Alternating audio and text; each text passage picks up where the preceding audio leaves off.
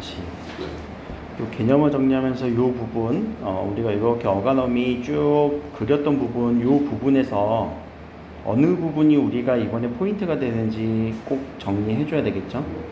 요 부분을 가지고 이제 이번에 우리가 교과서에 있는 개념으로 또 정리를 한번 해보는 거예요. 자, 들어가 봅시다. 자, 문장의 짜임. 자, 밑에 밑줄 한 번만 쭉 칠게요. 자, 문장은 주어와 서술어의 관계가 몇 번 나타나냐에 따라 혼문장, 겹문장 나뉩니다. 겹문장은 둘 이상의 혼문장이 결합하는 방식에 따라 또 나뉩니다. 그럼 여기까지만 보고 이 나눠지는 부분까지 여러분들이 도식화할 수 있겠니? 문장은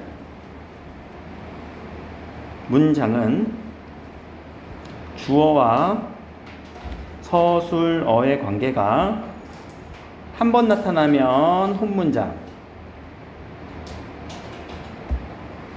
그렇죠? 그리고 둘 이상이라고 하는 이 문장이 겹문장, 그리고 이 둘 이상의 혼문장, 겹문장은 또 나뉜다고 했지? 이어진 문장과 아는 문장, 여기까지. 자, 도식화할 수 있겠죠? 글을 여러분들이 스스로 이렇게 정리하는 연습도 필요합니다. 내용 정리하실 때. 그럼 이거 배우는 거네? 그러면은 적어도 혼문장은 우리한테 중요하진 않을 것 같아요. 그쵸? 혼문장은 중요하지 않을 것 같아요. 자, 넘어갑시다. 이 도식화된 내용은 그대로 또 한번 얘기하면서.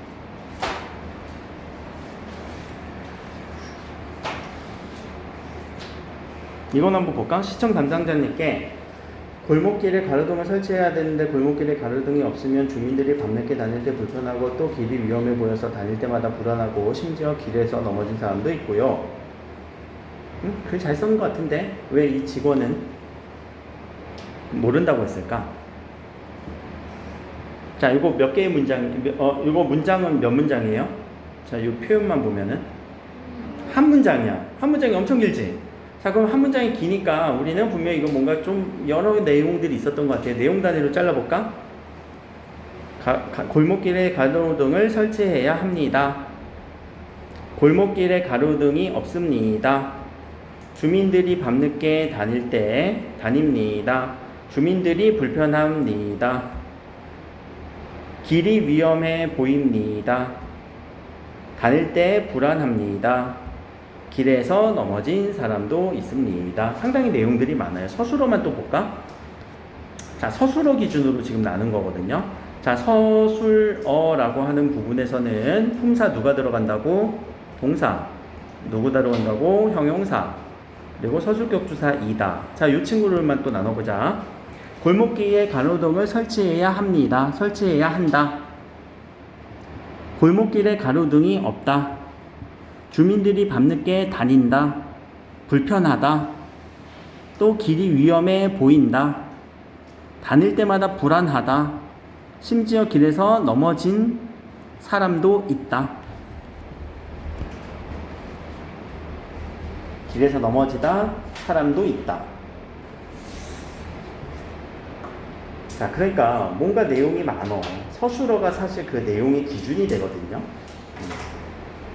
서술어가 이렇게 많은 것들은요, 적절하게 좀 문장을 합쳐줄 건 합쳐주고 끊어줄 땐 끊어주고요. 그쵸? 자, 그래서 분명히 이 글은 내용이 못 쓴 건 아니지만 이유도 잘 썼어요. 근데 문장이 너무 길죠. 그럼 어떻게 해야 돼? 문장을 좀 혼문장으로 좀 정리하거나 혹은 이 아주 긴 문장의 겹문장만 있는 게 아니라 겹문장 안에 겹문장이 또 있을 수도 있어요. 자, 그것을 좀 우리는 정리해야 될 것 같아요. 넘어가서. 자, 이제 문장의 짜임에서 혼문장과 겹문장이라고 하는 이 부분. 자, 문장의 짜임은요, 여기서 이제 필요한 게 뭐예요? 문장 성분이에요. 자, 문장 성분, 우리 그럼 7개의 문장 성분을 세 단락으로 먼저 나눠 봅시다. 문장 성분 첫 번째, 무슨 성분? 주성분. 주성분에는 누구 있니? 네, 주어, 서술어, 목적어, 보어까지. 자, 이게 있다라는 것까지만 알면 끝이 아니야. 방법, 주어는 어떻게 찾을 거야? 주격조사 이가. 근데 가끔 보조사인 은과 는이 또 같이 쓰여요. 목적어는 어떻게 찾을 거야? 을을. 목적격조사 을을. 근데 얘도 보조사 은는도 쓰이기도 하고 여러 가지 보조사들이 쓰이기도 해요. 대신되기도 해요. 보어는요, 복격조사예요. 복격조사가 이 가가 똑같아요. 누구랑? 주격조사랑 형태가 똑같아요. 그럼 여기서 발생하는 문제. 복격조사는요, 항상 뒤에 누가 있어야 되냐면 서술어 되다라던가 아니다가 있어야 돼요. 다른 게 오면은 그냥 주격조사라고 생각하면 돼요. 자, 왜 되다와 아니다가 필요한 거냐? 이 이름 자체가 보어잖아요. 얘들아, 보어의 보는 어떤 의미니? 어떤 느낌이니? 보충해 주는 거야. 그럼 왜 보충해 줘야 돼? 왜 보충 수업이 필요하니? 여러분들 왜 보충 수업이 필요하니? 잘 안 돼. 완벽하지 않으니까. 그러면 자, 그 느낌이야. 누구 때문에? 얘 때문에. 얘네들이 불완전 서술어야. 불완전 서술어라는 거는 완벽하지가 않아요. 되다? 나는 되다. 뭐가 돼? 필요하지? 뭔가가 필요하지? 영어에서는 그래서 여기 비동사잖아. I am. What? I am. 그래서 필요하지? 그 자리를 우리 무슨 자리라고 해? 비동사 뒤를 보어 자리라고 하죠. 똑같아요. 똑같이 가면 돼요. 알겠죠? 근데 우리 국어에서는 비동사가 아니라 되다, 아니다. 딱 두 개밖에 없습니다. 이건 외울 수 있겠지? 자, 서술어는요, 여기 들어갈 수 있는 거 동사, 형용사, 서술격조사 이다까지. 그러니까 주어 자리 어떻게 찾고 서술어 자리 어떻게 찾고 목적어 자리 어떻게 찾는지 여러분들이 방법을 알아야 될 것 같아요. 그쵸?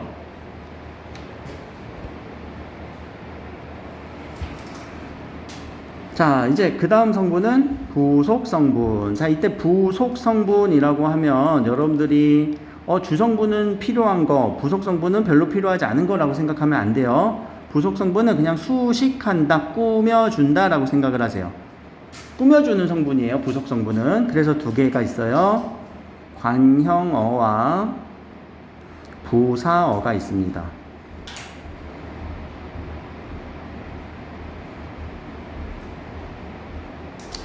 자, 관형어는 체언수식하는 거, 체언수식.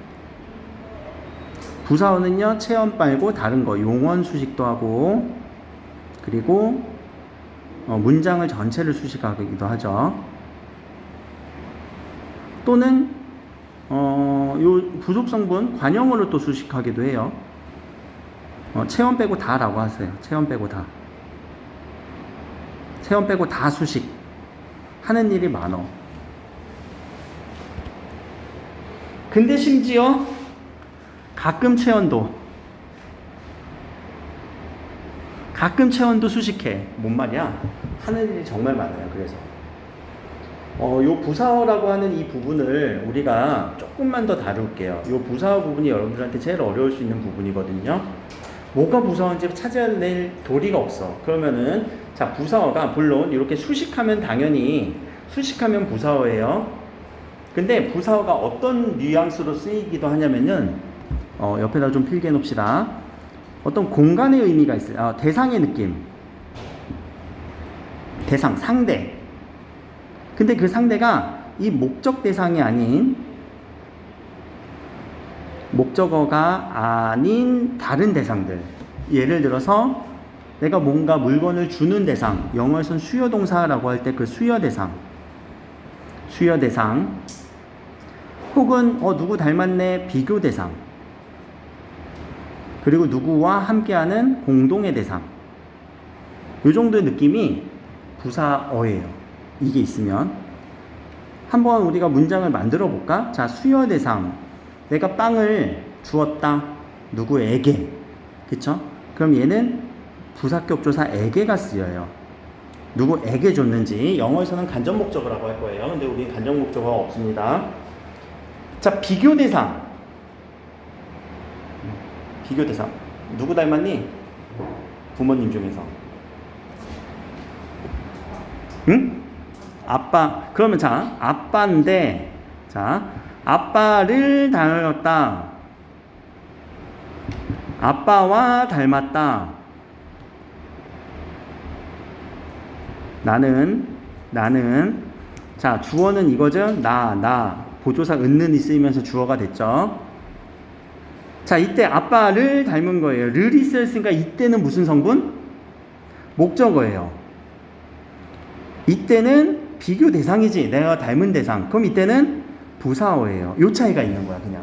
의미는 똑같은데 문법적으로는 이런 큰 차이가 있어요. 큰 차이처럼 보이니? 문장 성분이 완전 다르잖아. 그쵸? 자, 그러니까 이 비교 대상도 뭐뭐와 과 이런 조사가 쓰이겠죠. 공동이라는 것도 뭐 누구와 만났다, 누구와 함께 이렇게 쓸 때. 자, 대상이라는 느낌도 하나 있어야 되고요. 공간의 느낌도 있어야 돼요. 공간이라고 하는 것은요, 여러분들 지금 어디에서 공부하고 있어요? 장소. 어디에서라고 하는 시간적 공간도 있죠. 그날에, 언제에 라고 하는 시간적 공간도 있어요. 그리고 여러분들 끝나면 어디로 가? 여기 끝나면 학원 가야 돼? 저쪽 중둔관으로 가야 되지? 으로, 지향점의 공간, 지향의 공간. 으로.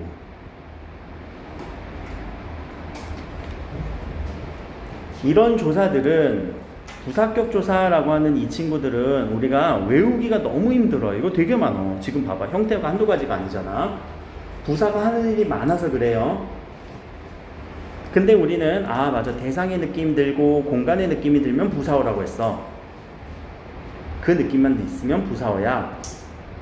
또 수식하면 부사어야. 하나 더, 수단의 느낌 들 때, 도구, 방법의 느낌, 도구, 방법, 수단 이런 느낌, 그때도 우리는 부사어예요. 자, 여러분들은 지금 어떤 도구로 지금 필기를 하고 있어요? 펜으로. 그쵸?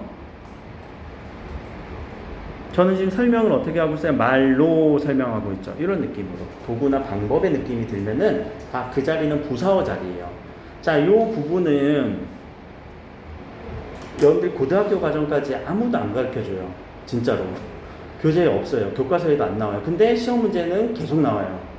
이상하지? 그럼 저는 이거를 왜 알려줬냐? 이건 내가 찾아봐서 알았어. 어디에서 찾아봤냐면은, 서울대에서 한 3년 전에 논문이 하나 나왔거든요. 대학 그 논문. 우리나라의 부사어가 어떤 쓰임으로 쓰이는가. 그래서 그거에 대한 논문을 쭉 읽으니까 우리나라의 부사어는요, 21가지 쓰임이 있대요. 근데 우리 21가지 쓰임을 다 외우면 어떻게 돼? 머리가 터지겠지. 근데 외우지 말고 크게 요 3가지. 요런 느낌이 있구나. 자, 요 3가지가 먼저 중요한 거예요. 그럼 자, 요 내용까지 왼쪽으로 가서 문장 성분을 분석해보자. 어느새 가을이 왔다. 일단 주어, 가을,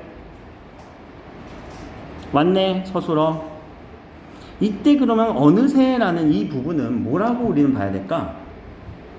어느새 갑자기 싹 온 거지? 어떤 느낌 들어? 시간의 느낌이 들지? 아까 내가 어떤 시간적 배경, 공간 이런 거는 부사어가 돼요. 아직 모르겠어? 그럼 밑에. 자, 사람들이 모였다. 주어 누구? 사람들이 주어. 서술어 누구? 모였다. 서술어. 어디에 모였어요? 운동장에. 공간의 느낌, 장소의 느낌 드네? 그럼 얘는 부사어. 이제 보여요? 토끼가 주어. 풀을 목적어. 뜯는다. 서술어. 어디에서? 들판에서. 공간, 장소의 느낌. 오케이, 얘도 그건 부사어. 이 문장은 지금 2개가 합쳐졌네요. 그럼 잠깐 끊어야 되겠지? 나는 주어. 좋아한다. 서술어. 누구를? 고양이를. 목적어. 승원이는 주어. 목적어. 서술어. 자, 그러면 가나 다라 보니까 주어 서술어 관계가 두 번 나온 친구가 하나 있네요. 누구? 라. 이런 문장을 우리는 무슨 문장이라고 한다고? 오케이, 견문장. 그럼 다른 문장들은요, 주어 서술어 관계가 한 번 나왔죠? 본문장 이라고 하는 겁니다.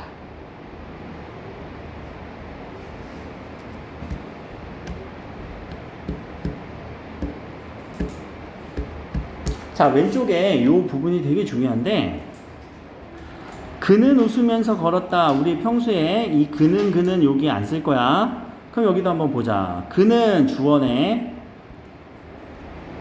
웃다 끊어서 웃다 서술어네. 걷다도 서술어죠. 자, 표면상으로는 주어 한 번에 서술어 두 번이잖아요. 주어든 서술어든 두 번 나오면 걔네들은 다 견문장이에요.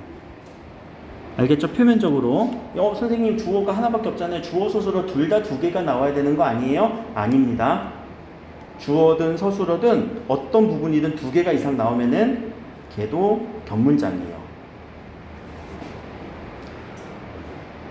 자, 조금 어려울 수도 있는데 밑에다가 아직은 서술절을 안 배워서 어려울 수도 있는데 이런 문장도 한번 그냥 표면적으로 한번 보는 연습. 코가 길다. 코끼리가 코가 길다의 주어는 뭔 거 같니? 코끼리가 주어인 것 같지? 가가 붙었으니까. 자, 그럼 코가 할 때 이 가는, 이 코는 문장 성분이 어떻게 될까? 길다는 서술어인 것 같고,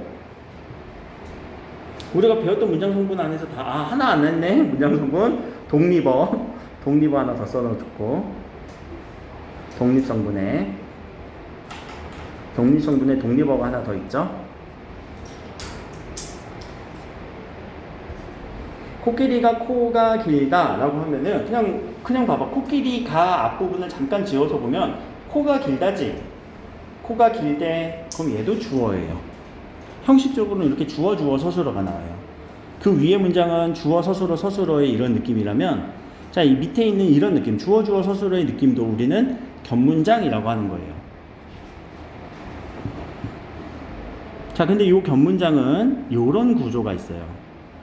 코끼리가 어떠한데 그걸 보니까 코가 길대, 이런 느낌이 잡힐 때 요거는 나중에 우리가 서술절이라고 얘기를 합니다.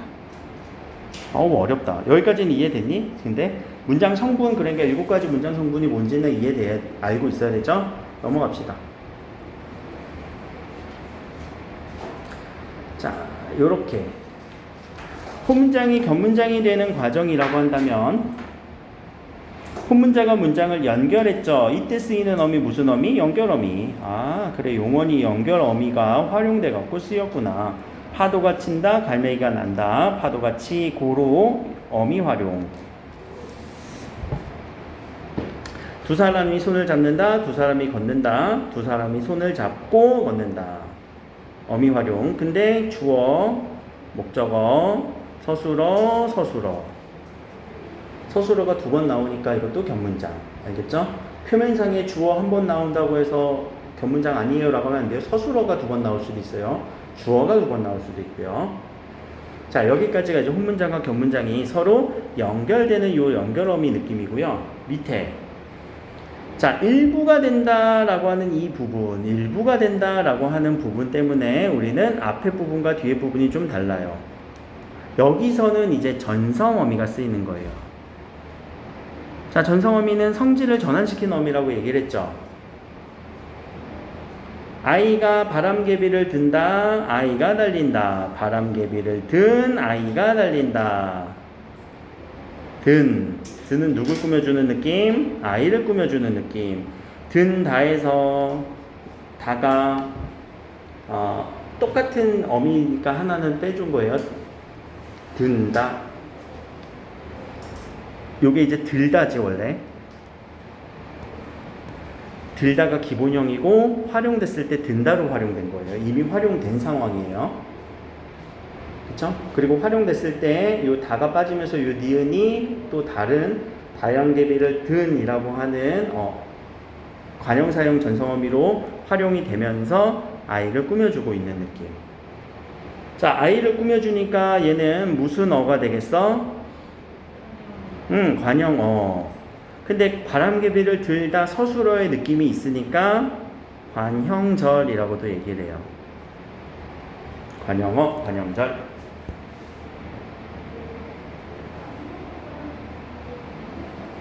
자, 분명히 성질이 좀 다른 것 같아요. 앞에서는 연결어미가 그냥 단순하게 앞과 뒤를 연결했다면 뒤에는 전성어미가 뭔가 얘를 수식해주는 느낌으로 지금 여기서 일부가 된다라는 표현을 썼죠.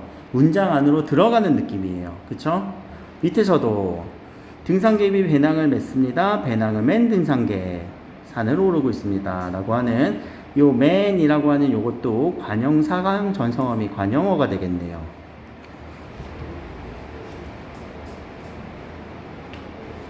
그럼 얘는 품사가 뭘까? 배낭을 매다. 동사겠네. 그치? 자, 동사이고요. 맨이라고 하는 거는 지금 현재 매고 있다는 거지? 그럼 현재 시제 어미 니은이겠네. 매는 현재 시제 이렇게 관형사형 전성어미 는이 쓰였겠죠. 그 정도까지 어미 활용되는 부분을 좀 눈여겨보시면은 문장이 어떻게 합쳐지는지를 좀 볼 수 있을 것 같아요. 자, 이렇게 하다 보면은 문장을 끊임없이 이었을 수 있다. 진짜 끊임없이 이었을 수 있어요. 반대도 있어. 자, 후문자가 견문장의 이제 효과. 이걸 또 바꿔 쓸 수도 있어야 돼요. 뭐? 견문장을 혼문장으로도. 근데 이거는 그냥 분리해서 전성어미 말고 종결어미 기본형 다를 붙여주면 되는 거죠. 밑에. 근데 밑에가 더 중요합니다. 밑에 밑줄로 한번 쭉 쳐볼까? 자, 문장의 관계가 긴밀하지만 문장이 너무 길어 의미가 전달되지 않는 것 같다. 무슨 문장이? 견문장. 견문장의 단점이에요. 자, 견문장 같은 경우는요, 문장의 관계가 긴밀하게 표현돼요. 이건 장점이야. 근데 너무 길어지면요, 의미가 전달력이 좀 떨어져요. 이건 단점이에요.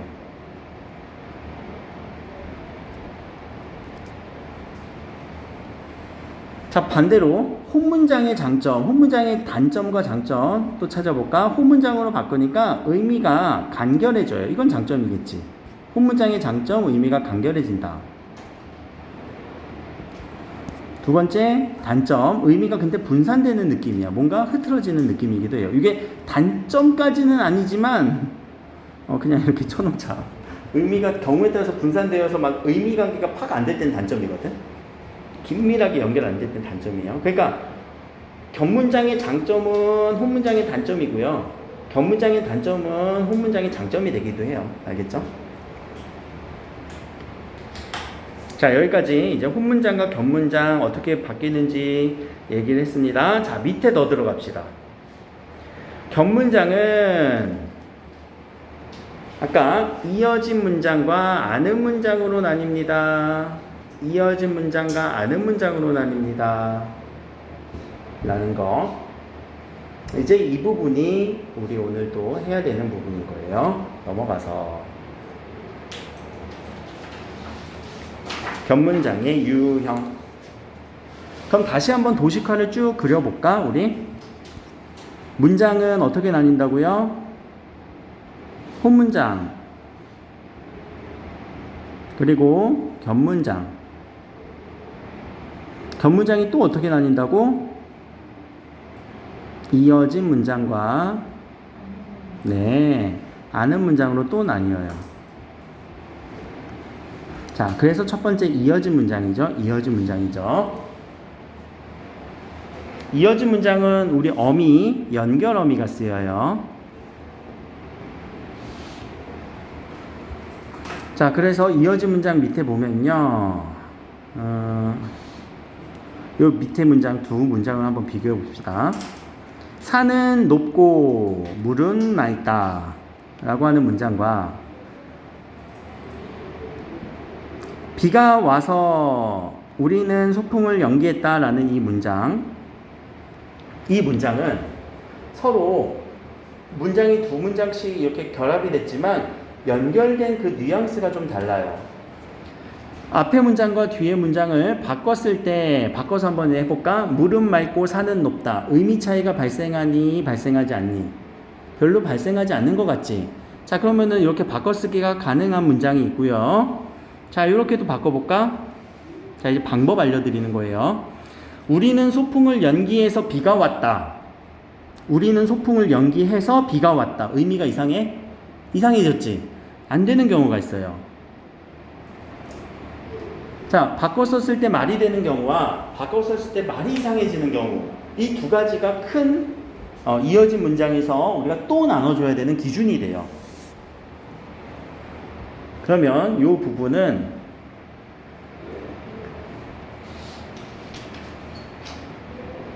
여기 안 나와 있구나. 그럼 제가 옆에다 쓸게요. 자, 이어진 문장은 또 나뉩니다. 어떻게 이어진 문장이냐면 대등하게 이어진 문장,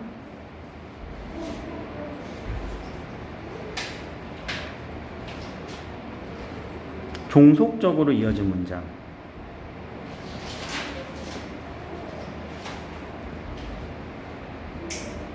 이렇게 대등하게 이어졌고요. 아니 종속적으로 이어졌고요. 대등하게 이어졌다, 종속적으로 이어졌다 라고 하는 이어진 문장을 또 나눠주셔야 돼요. 여기까지 이제 도식화를 해야 되면 위에다가 그렸지? 이어진 문장. 자, 그럼 대등하게 이어진 문장이라는 건 뭐예요? 두 문장이 아까 도식화 했었어? 지금 다시 그려놔봐.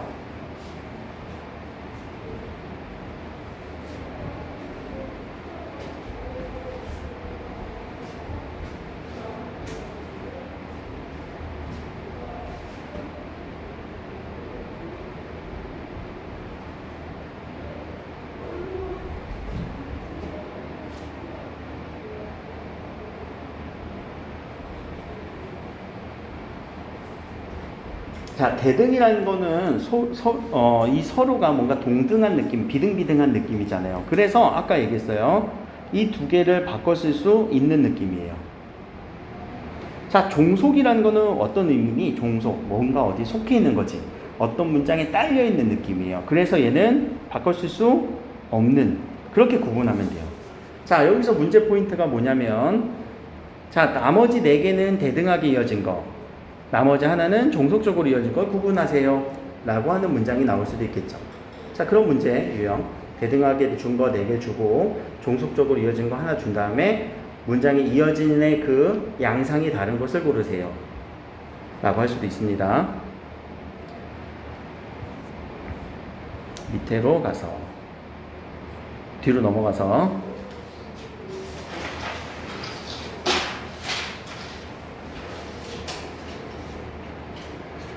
여기도 한번 보자. 하늘이 맑아서 끊고 기분이 좋다. 하늘이 맑으면 기분이 좋다. 두 개를 바꿨을 때 말이 되는지 볼까? 기분이 좋아서 하늘이 맑다. 이상해지지? 기분이 좋으면 하늘이 맑다. 아니, 물론 그럴 수도 있지만 의미가 달라지죠? 그러면 종속적으로. 자, 근데 만약에 이게 아니라 이렇게도 쓸 수 있을걸? 하늘이 맑고, 하늘이 그냥 맑은 거야. 그거와 관계없이 나는 기분이 좋아. 자, 이렇게 되면 어떻게 돼요? 바꿔 쓸 수 있니 없니? 있지. 기분이 좋고 하늘이 맑다. 이건 그냥 단순 나열일 때. 자, 그럴 때는 우리가 대등하게 이어진 거예요. 자, 요거를 그러니까 문장을 외우는 게 아니야. 그 안에서 우리가 의미 관계를 어떻게 찾아낼 것인가. 왜냐면은 대등하게도 쓸 수 있고요. 종속적으로도 쓸 수 있어요. 어떻게 해서든 쓸 수 있어요. 연결음이니까. 그래서 문장을 판별하는 연습. 자, 그래서 이 대등하게 느낌은 이 고가 대등하게 연결하는 거예요. 밑에도 한번 보자. 바람이 불지만 날씨가 춥지는 않다. 바꿔 써볼까? 날씨는 춥지 않지만 바람이 분다. 의미가 같은 거 같니? 자, 집중. 이거 중요해. 자, 의미가 같은 거 같니? 다른 거 같니? 여러분들 느끼기, 이거는 사람마다 조금 느끼는 게 달라질 거거든. 옆에다 써볼까? 날씨가 춥지는 않지만 바람이 분다. 자, 라고 이렇게 문장을 써주면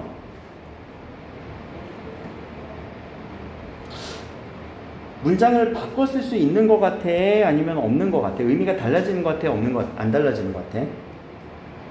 이상하지? 뭔가 그런 것 같기도 하고 안 그런 것 같기도 하고. 에이, 집중. 잠깐 쉬었다 할까? 알았어, 잠깐 쉬었다 하자. 여기 중요해서 그래. 자, 이렇게 문장이 바뀔 때 여러분들이 그냥 눈으로만 보시지 말고요, 항상 이렇게 써보세요. 그런데 바뀌었을 때 문장에서 이상함이 발견돼야 돼. 의미적인 느낌보다 날씨가 춥진 않지만 바람이 분다. 이렇게 해도 괜찮네. 의미도 똑같이 춥지 않다, 바람이 분다라는 의미가 연결되죠. 그럼 이거는 대등하게 연결된 건데, 자, 아까 미묘하게 뭔가 의미가 좀 달라지는 느낌은 있었거든요. 자, 그게 왜냐면 바람이 불지만 날씨는 춥지 않다, 날씨가 춥지 않지만 바람이 분다. 이 둘이 서로 대조의 느낌으로 연결돼서 그래요. 대조. 그럼 이 대조는 이론적으로는 대조를 했을 때 우리가 어디가 강조되냐면, 자, 앞부분이 강조돼 1번이 강조될까 2번이 강조될까?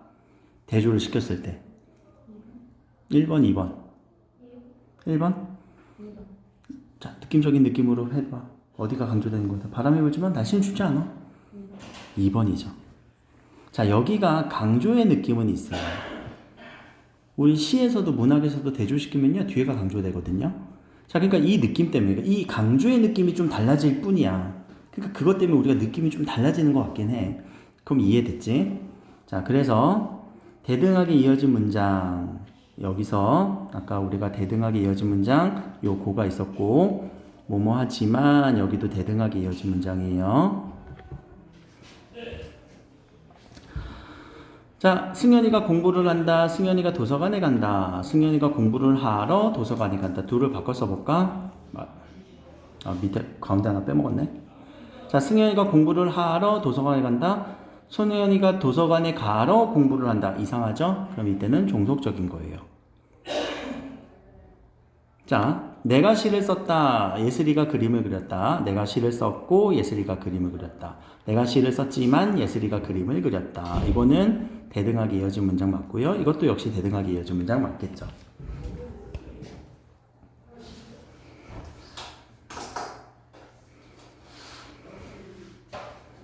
자, 이제 여기서 이 든지도 한번 볼까? 이 든지가 언제 쓰냐면은 하든지 말든지, 하던지가 아니라 하든지예요. 하든지 말든지. 그럼 이때 든지는 어떤 느낌이니? 공부하든지 말든지 둘 중에 하나 선택해 라는 거죠. 그러면은 말든지 하든지, 공부하든지 말든지 라고 할 때 이 선택도 대등하게 이어진 문장이에요. 그럼 자, 지금 여기서 대등이라고 하는 요 세 가지 패턴, 예래의 유형을 한번 봅시다. 뭐뭐하고 뭐뭐하고 뭐뭐하고 나열, 하든지 말든지 선택, 뭐뭐하지만 뭐뭐하다 대조 라고 하는 요 세 가지 유형이 있어요. 이어진 문장에서 대등하게 이어진 문장은요, 나열, 선택, 대조. 자, 그러면은 도식에다가 써놓을까? 앞장에다가. 여기 대등하게 이어진 문장은요, 내가 주워줄게. 자, 대등하게 이어진 문장은요, 세 가지 있어요. 어떻게 이어진다고? 나열, 대조, 선택 이라고 하는 이런 뉘앙스, 이런 느낌, 이렇게 해서 문장을 바꿨을 때 말이 되면 우린 대등하게 이어진 문장이라고 하는 겁니다. 오늘은 아마 종속적으로 이어진 문장까지만 할 수 있을 것 같아요. 아는 문장은 다음번에 이어서. 자, 종속적으로 이어졌다라고 하는 이 부분이 뭐냐면, 뭐뭐하면, 뭐뭐하러, 뭐뭐해서 라고 하는 이런 부분들이 다 지금 종속적으로 이어진 문장을 나온 거거든요. 자, 근데 여러분들이 이제 종속적으로 이어진 부분이 교재에서는 안 나왔고 교과서에서는 이제 언급이 안 되더라도 우리는 조금만 더 정리합시다. 이 종속적으로 이어진 부분은 여기 말고 왼쪽에다 정리할게요. 종속적으로 이어진 거. 종속적으로 이어진 게 너무 많아. 어미도 되게 많아. 그러니까 외우려고 하지 말고 유형. 몇 가지 유형인지. 자, 첫 번째, 이유. 원인. 이유나 원인을 나타내주는 연결어미로서 두 개가 연결될 때 밥을 먹어서 배가 부르다. 자, 아서나 어서, 그치? 그래서 얘가 이렇게 배가 불러. 이유나 원인을 나타내주죠. 두 번째는요, 조건이에요. 밥을 먹으면 배가 부르다. 조건이죠. 이랬을 때 이런다고. 먹어서 이런다고. 바꿔 쓰는 건 당연히 안 돼. 배가 부르면 밥을 먹는다? 돼지니? 자, 하나 더. 의도, 목적.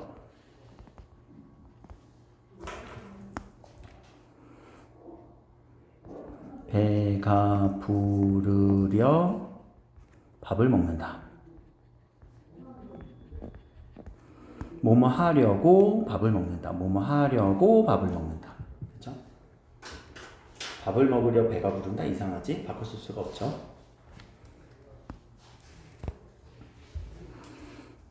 자, 배경이라는 게 있어요. 배경. 밥을 먹는데 배가 부르다. 자, 뭐뭐 하는 중이야. ing 느낌. 밥을 먹는 중인데 배가 불러졌어.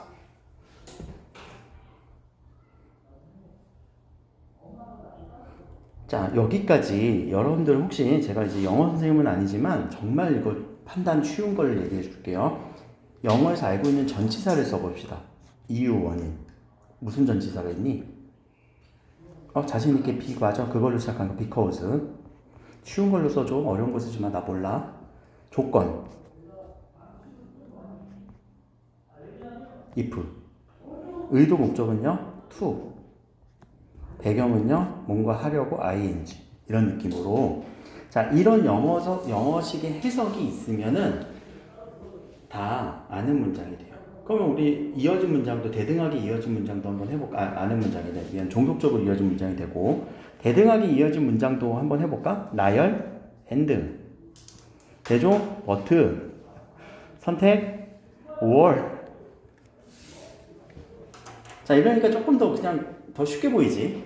자, 하나 더 정말 중요한 거. 양보라고 하는 단어가 있어요. 양보.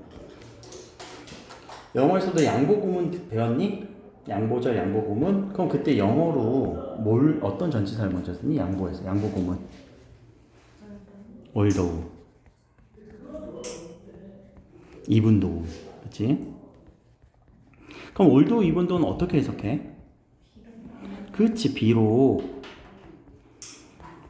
밥을 먹을지라도 배가 안 부르다. 라고 하는 이 두 문장이에요.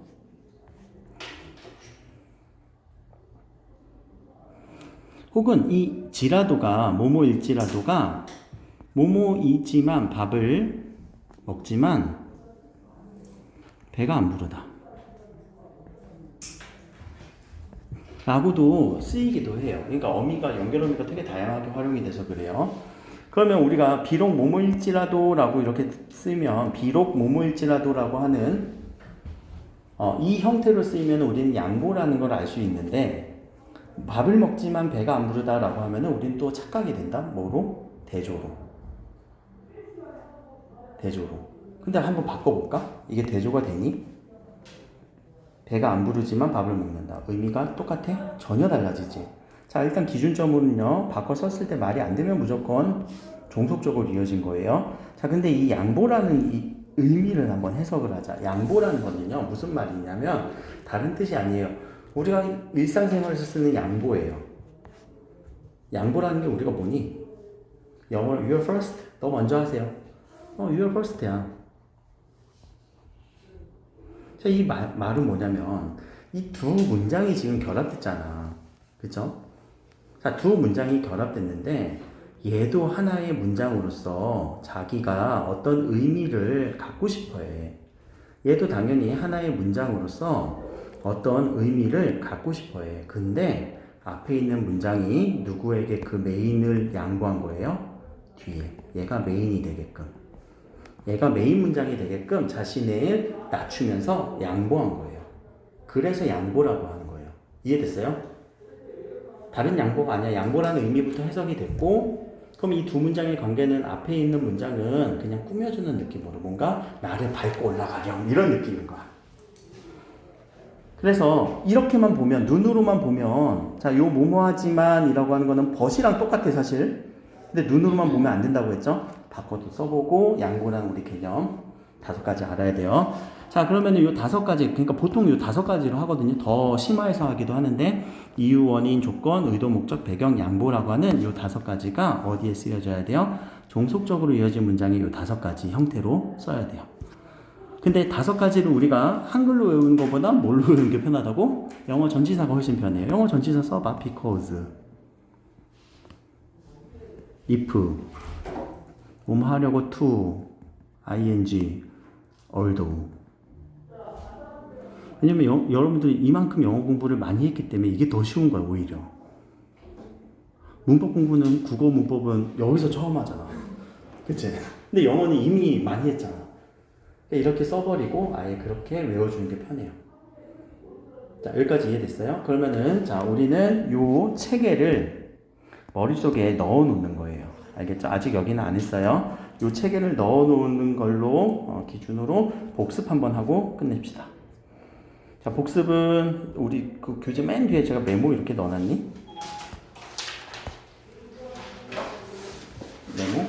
맨 뒤에 메모 없니? 아니면 그 연습장 거기 뭐 빈 공간이 없겠구나. 아니다, 중간에 메모가 있나? 잠깐만, 제가 어딘가 메모를 넣었던 것 같기도 한데 없으면은 빈 연습장에다 연습을 하자. 맨 뒤에다가 해도 되고 답지에다가 해도 되고. 아, 내가 안 넣어놨구나.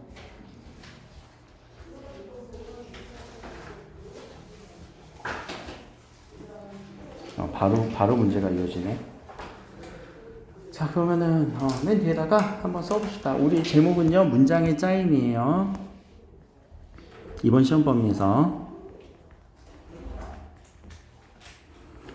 자, 문장의 짜임은 우리 어떤 문장과 어떤 문장을 배워야 된다고? 처음에 기준 홑 문장과 겹 문장을 배워야 돼요. 자, 근데 홑 문장은 사실 뭐 따로 배울 건 없지만 여기다가는 7개의 문장 성분을 적어주세요. 7개의 문장 성분.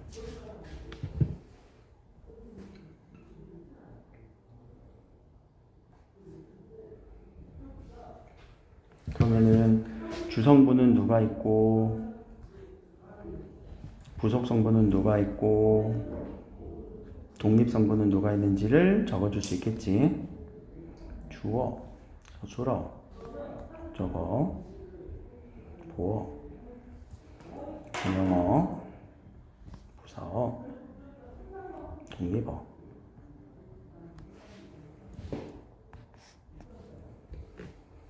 그래서 문장 안에서 이 7개의 문장 성분을 찾아주는 연습. 특히 부사어가 여러분들 찾기 힘들 텐데 그 부사어는 이미 연습했었고.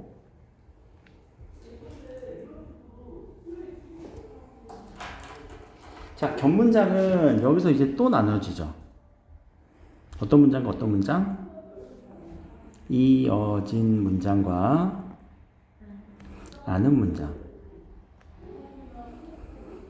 자, 이어진 문장과 아는 문장, 아직 아는 문장에 대해서는 정확하게 설명을 안 했으니까 그냥 이렇게만 나뉜다. 문장이 2개가 이어졌을 때 또 어떻게 이어져요? 대등하게 이어진 문장과 종속적으로 이어진 문장. 자, 근데 여기에 대등하게 이어진 문장은 어떤 패턴? 3가지 패턴이 있고요. 종속적으로 이어진 거는 5가지 패턴이 있다고 했어요. 자, 대등하게 이어진 문장 아예 그냥 전치사나 뭐 접속사를 써버릴까? and, but, or. 한국어로 바꿔볼까? 나열, 대조, 선택.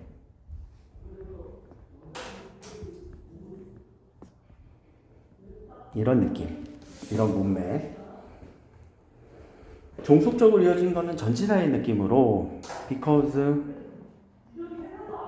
이유 원인 if 조건 to 의도 목적 뭐뭐 하려고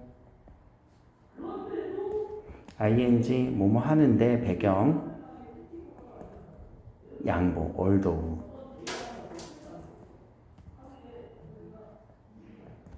자 이렇게까지. 자 여기까지가 개념 체계를 정리한 거예요. 알겠죠? 그리고 뭐 이렇게 전치사로 바꾸는 거는 방법까지도.